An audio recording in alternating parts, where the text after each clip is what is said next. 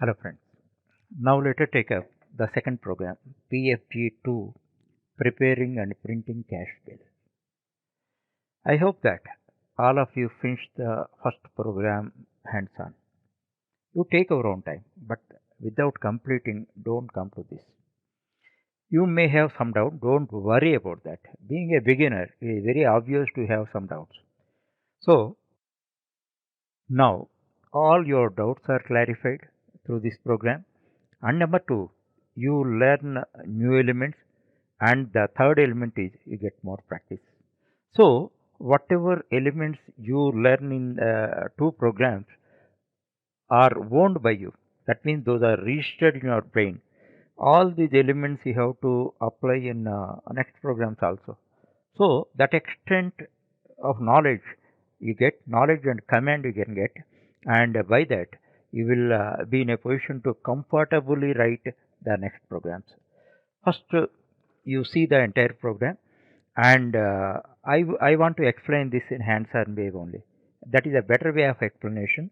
By that, you can have a keen focus, and bitwise you can focus on every element. Thereafter, it enables you to write the program very easily on your own.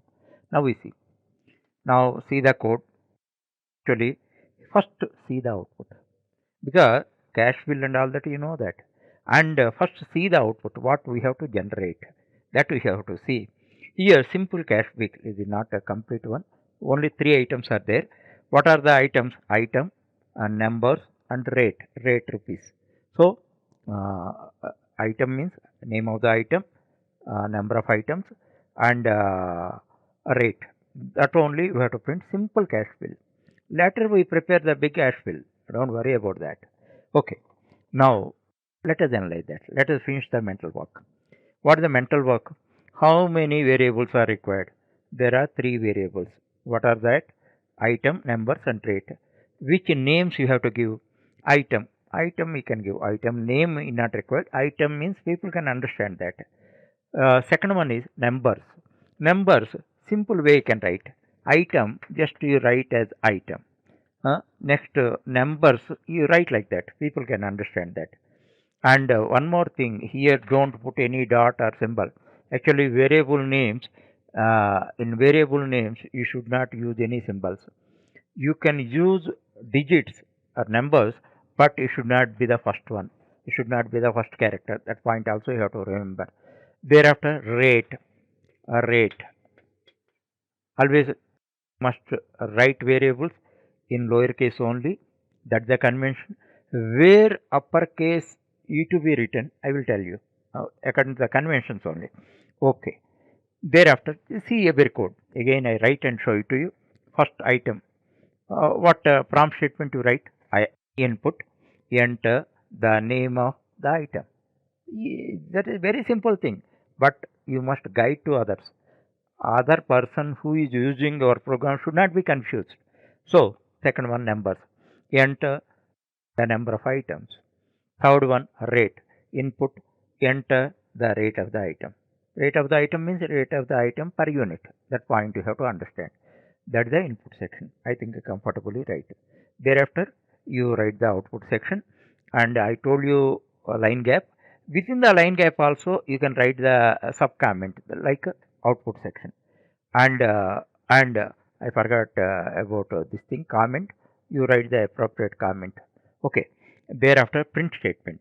How many print statements you have to write? See the output: 1, 2, 3, 4, 5. 5 print statements you have to write, but these are horizontal. By that, further, in order to create that, some few elements, one element you have to, new element you have to learn, then you can do it comfortably. That point you have to understand. Now, I will explain this program hands-on approach, and it enables you to understand every bit very easily. Now, I write the code, but and I explain every bit. Already everything I explained. One element is there, new element. That also I will explain. That you have to understand practically why that particular element is to be used. Cause and effect. You have to understand. Okay. Now first we have to start with a comment. For comment purpose, you have to write hash symbol and one space you leave it, always is a good habit. PFT 2.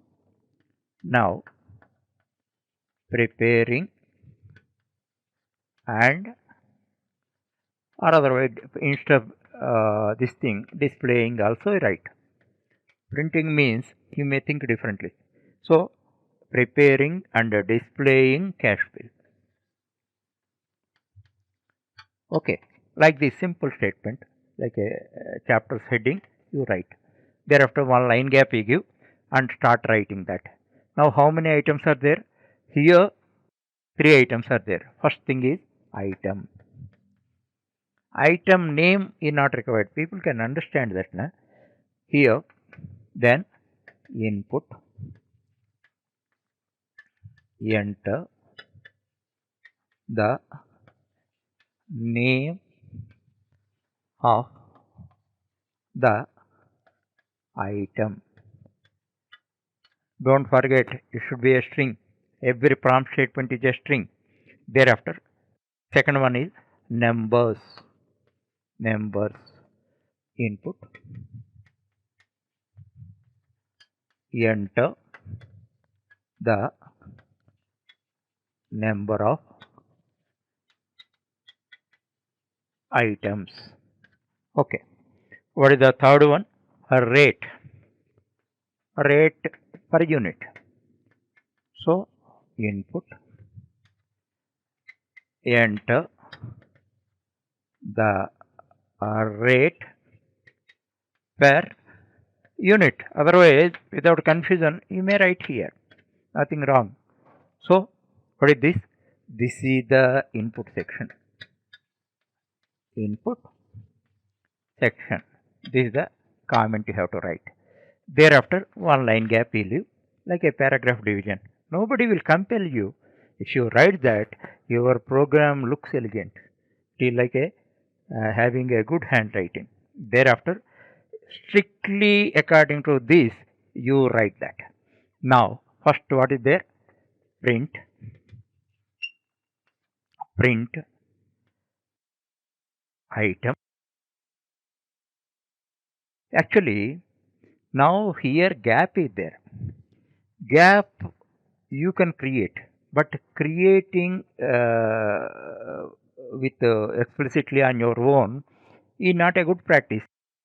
Python provides a tool that you can use, that is called horizontal tab. Horizontal tab means backslash. This is backslash, don't confuse with the slash and backslash. Backslash and lowercase t, not uppercase t, that you write. What is impact, I tell you. Thereafter, numbers. These are labels only, that's why you can use uppercase whatever you want. Okay, then again horizontal tab, then a rate. A rate, whenever units are there, you must write the units. That point always you remember. So this here written. Oh, I forgot one thing. Here print, one line is there. Print dashes you write. Okay.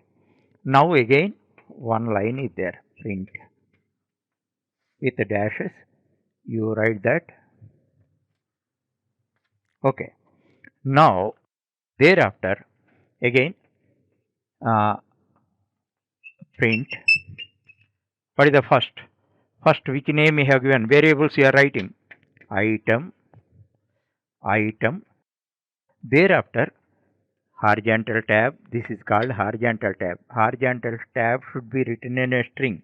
Item. Numbers, exact spelling you write. Comma. Again horizontal tab. Comma. Thereafter rate. A rate.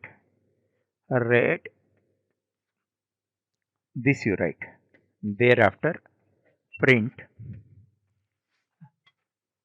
This you write. Your program is ready. Then you save it and give a name. Always give appropriate name. What is that? Cash bill dot py. This is save. Save your program. Thereafter you execute it. If no errors are there and all that, it is executed and gives the same result. Now what I have to explain, regarding horizontal tab. Horizontal tab, how it works. Now, first item is printed. Item is printed. Then automatically, wherever you write, it moves the cursor up to the next tab zone. What is tab zone and later I explain contextually. Thereafter, numbers are written. Again, horizontal tab is there. Then it moves the cursor, rate, rupees are printed. Now, as far as this is concerned. Now, items, item, yeah, what are the item? Pens. So, pens are written. Thereafter, what is there? Horizontal tab is there. It moves the cursor to the next tab position. So, automatically those are aligned. So, thereafter, how many numbers? 10. Again, horizontal tab is there. This is backslash. That point I have to understand. Then it moves, and this is 9.5. That is the purpose of that. You need not leave spaces and all that. Where you want a tab space, then you write. Automatically it is created. Then it is automatically aligned. Okay. This is a new thing. Very frequently we have to use that. That point you have to understand. However, a simple thing assignment in this only I give you. Actually, voluntarily I didn't put you one thing. What is that? This is the heading cash bill. Now I am expecting uh, you to write cash bill at the center. At the center. In order to move that also, you in the previous program we put it in center explicitly. Here use now I explained about tab. Use the tab. So your output should be like this. Understand? In this manner, the two programs you do it comfortably on your own, take your own time. Then next program, this contributes not less than 50% for the further program. Then every time you can learn new elements. Suppose comparatively with the first program and second program, now you learn this element. Okay, this is useful in every program. In that way, with every program, two things happen. You practice and you crystallize your confidence, and you are well versed with the things. Thereafter, every time new elements you learn, those new elements you can apply in the future program.